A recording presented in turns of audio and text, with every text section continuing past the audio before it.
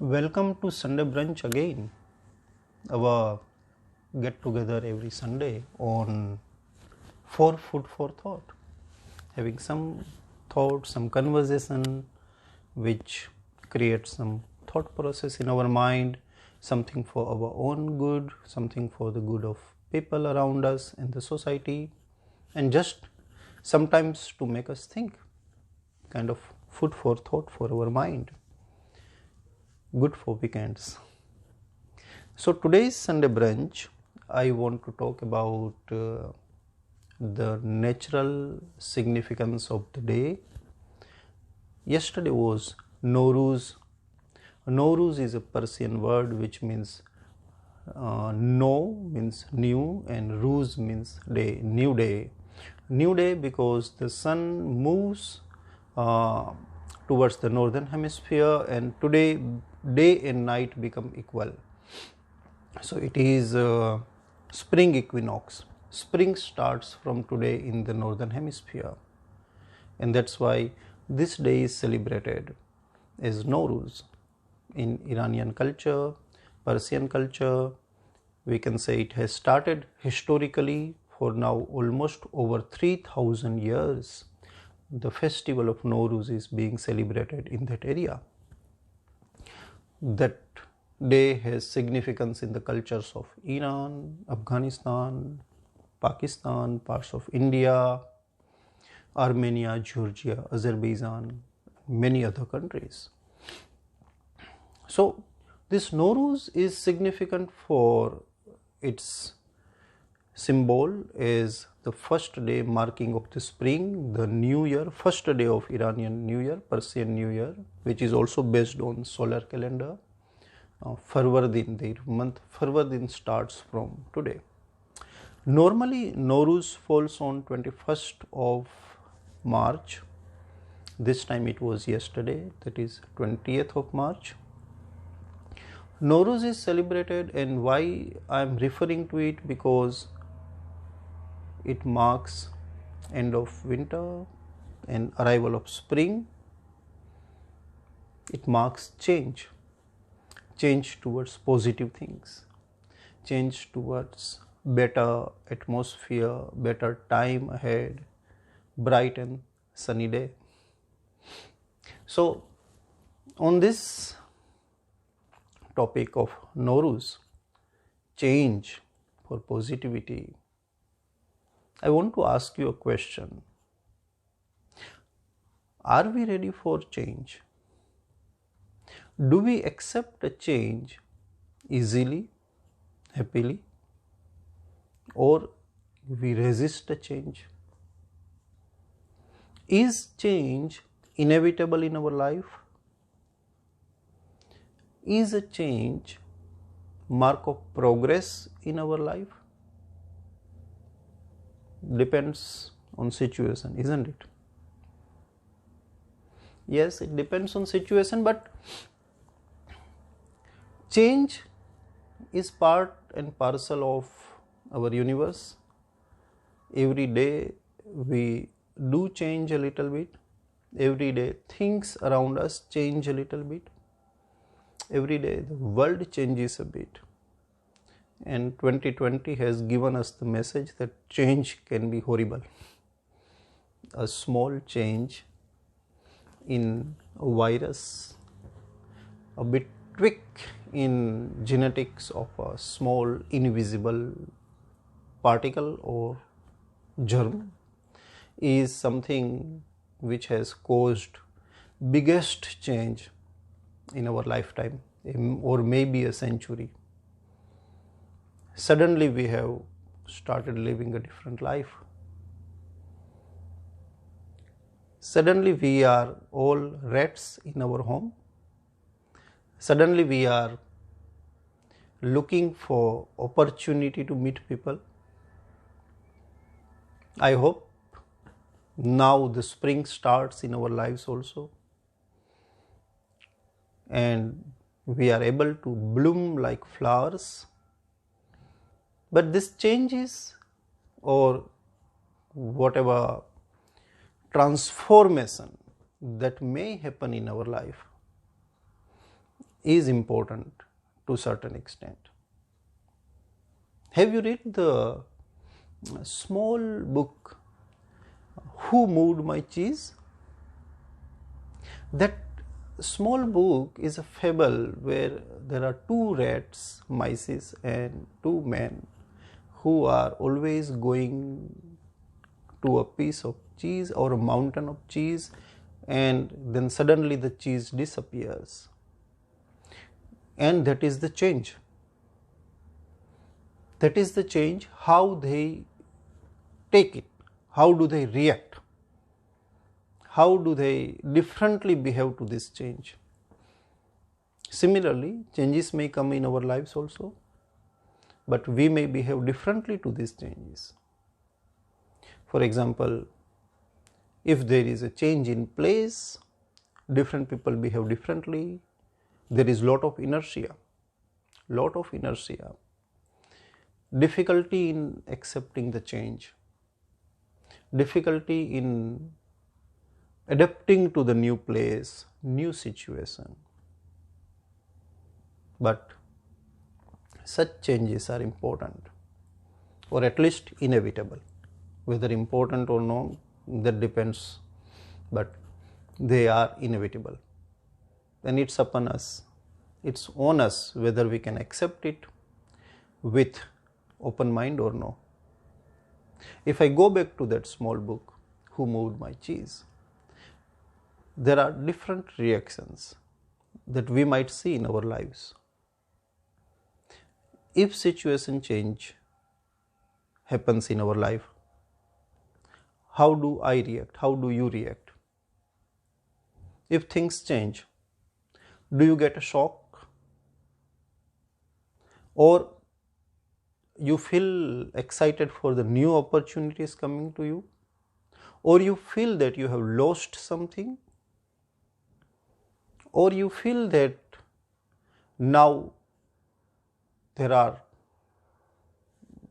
you get disappointed, you get depressed, or whatever kind of reaction, something on sadness, something on gloomy side. Do you react like that? How do I react? Even I have to think, different depending on the situation. How do I react? But that brings an important question, another important question. What are the major changes that has happened to your life? How many bigger changes have come in your lives? And how have you adapted to them? Especially at the time when the change has occurred. When the new situation was suddenly before you without your knowing. At that time, what was your first reaction? How did you embrace that one? How did I do that? Major changes. And these major changes may be related to your career, you may be related to your financial things, family, loss of someone, coming of someone in life, or change in job, profession, place, residence, or inner change. We do change inside also, right? Everything is not just outer world. So sometimes we do change inside. And how do we react to that inner change? Sometime back we talked of midlife crisis in men.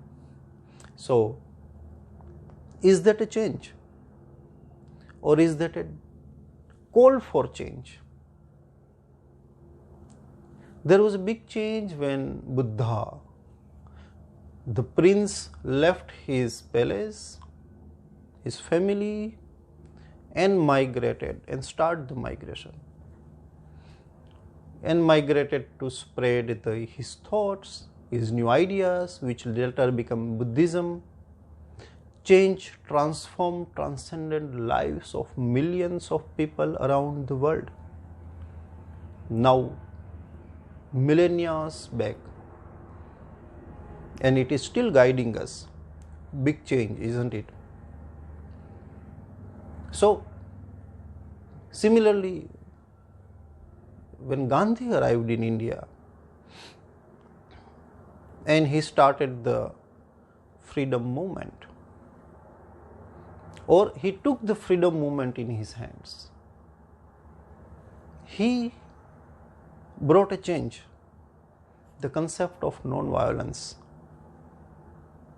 I mean, who had thought earlier that freedom can be achieved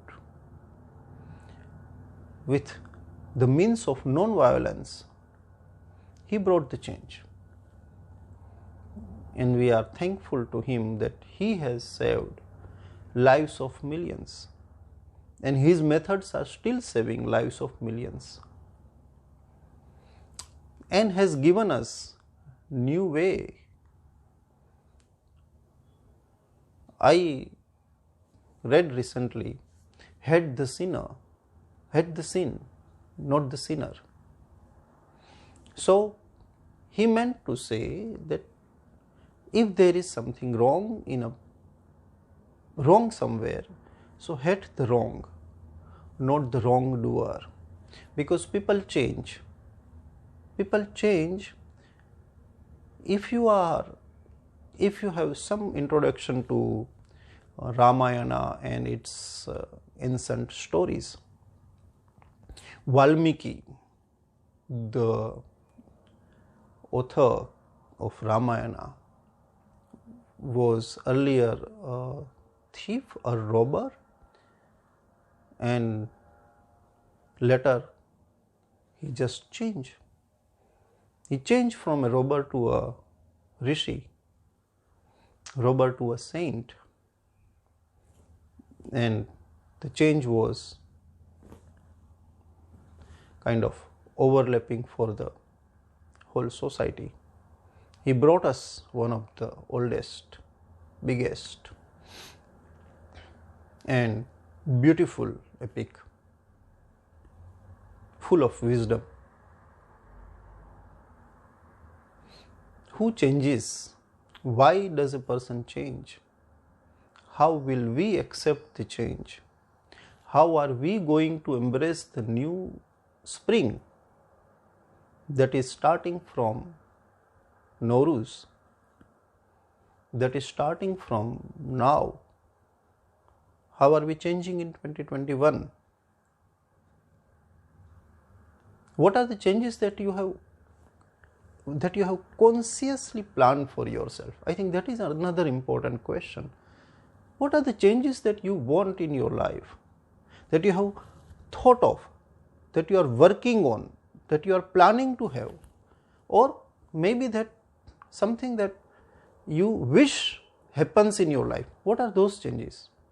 Maybe it's interesting to have a pen and paper and make one line just in the middle of the paper, straight vertical, and on the one part we write down what are the changes that has already happened in our life, major changes, and on the other side what are the changes, major one, that we want to happen in our life now. I think that will be interesting. And then if we have time, energy and interest, we can also go into more detail. How did we react to those changes when they happen? What were the reasons behind those changes? What were the factors?